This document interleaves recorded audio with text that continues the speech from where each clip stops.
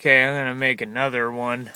This was after cranking it for a few seconds. She's really trying to start now, but it won't catch itself. Have a listen.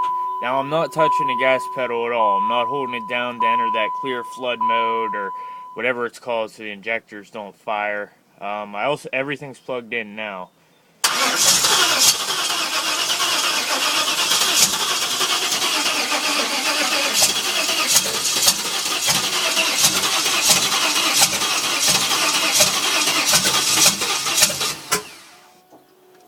She's trying like all hell, just won't catch itself.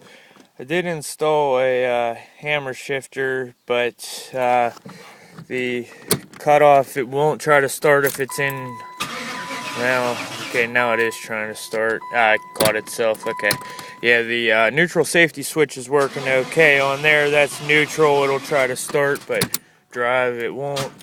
Yeah, drive it won't try to start. But like I said, I have no security light or anything like that, so I don't know if maybe that's what was killing it. I do have the service engine light, but that's for the AIR pump. That's the fuse is pulled for it. Now I do have a good bit of smoke in here now, but it doesn't smell too overly rich like it did before, not burning your eyes and stuff. I don't know, guys. Let me know. This is getting nerve-wracking.